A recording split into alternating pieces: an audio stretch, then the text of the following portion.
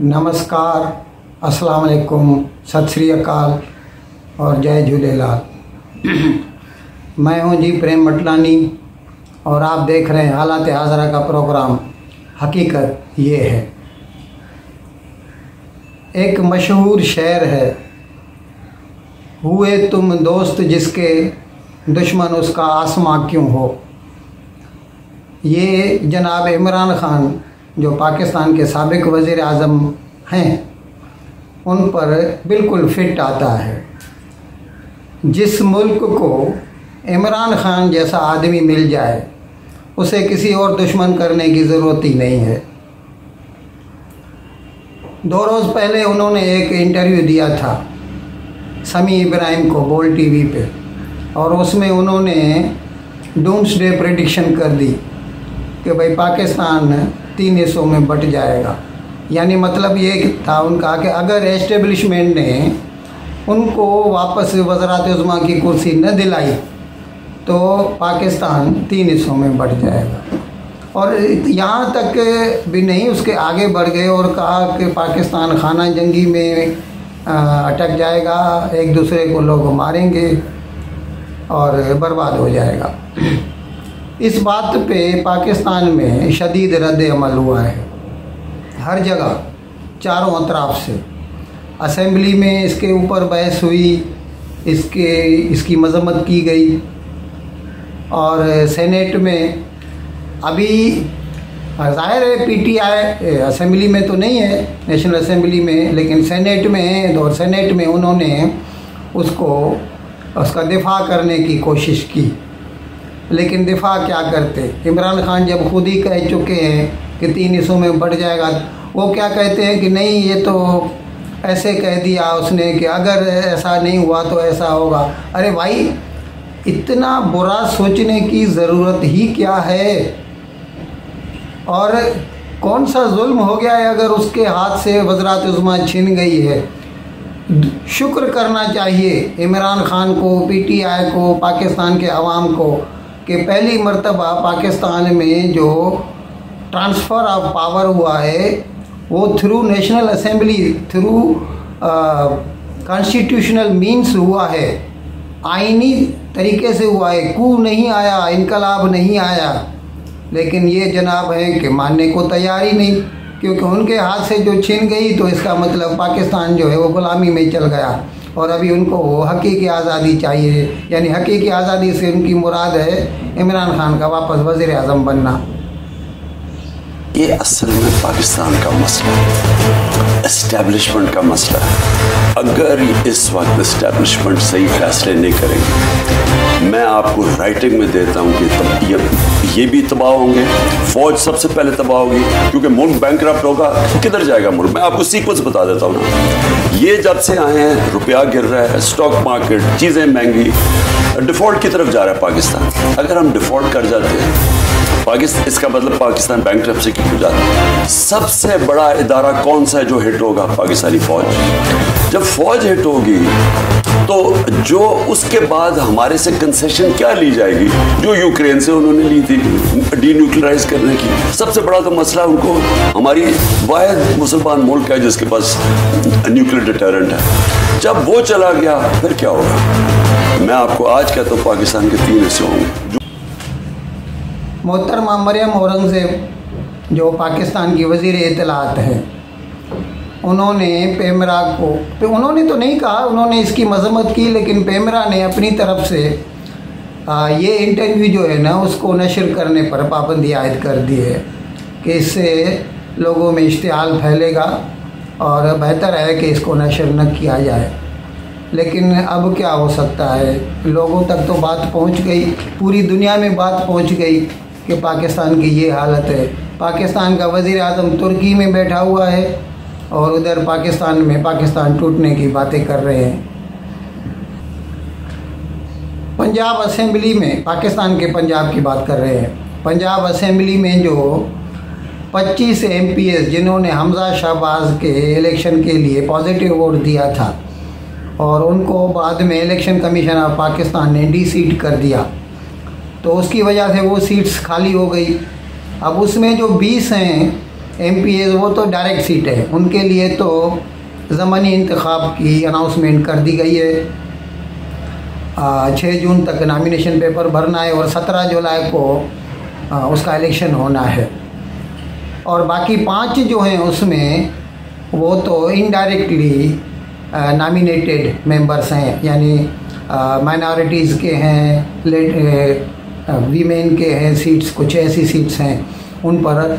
तो अभी ECP ने ये यानी इलेक्शन कमीशन ऑफ पाकिस्तान ने ये फैसला किया है कि पहले 17 जुलाई तक ये 20 सीटें जो है ना इनके इंतखाब हो जाएं, उनका नतीजा आ जाए, फिर हम वो 20 और बाकी जितने अवेलेबल हैं जो MPs इस वक्त उन सबको मिलाकर फिर उस हिसाब से वो नई 5 सीटें जो है ना वो नॉमिनेट की जाएंगी।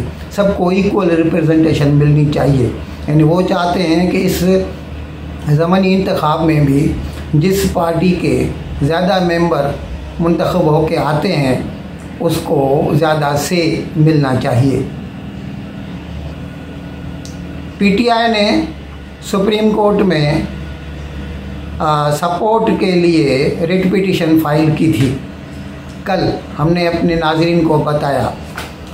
आज जो उसकी न्यूज़ आई है वो ये है कि सुप्रीम कोर्ट के रजिस्ट्रार ने वो दरख्वास्त PTI की जो है ख़ारिज कर दी, ये कहकर कि इसी किस्म की एक दरख्वास्त पहले सुप्रीम कोर्ट जो है ना इस मामलों पर, मतलब वो 25 मई को जो हुआ था और जिसके बाद में Islamabad high court bar association जो है उन्होंने सुप्रीम कोर्ट में ऐसी ही एक दरख्वास्त फ़ाइल कर रखी है जिसका हमने कल जिक्र भी किया था अपने नाज़रीन से कि मुख्तलिफ़ जो अदारों के हेड हैं जैसे इंटेलिजेंस ब्यूरो या DGISI या इस्लामाबाद पुलिस वगैरह, उनको नोटिस निकाले गए हैं। तो उस पर पहले ही वो रिट जो है ना सुप्रीम कोर्ट में ज़ेरे गौर है, इसीलिए इसको बोलते हैं रेस सब जुडाइस, यानी एक ही काज ऑफ एक्शन पे अगर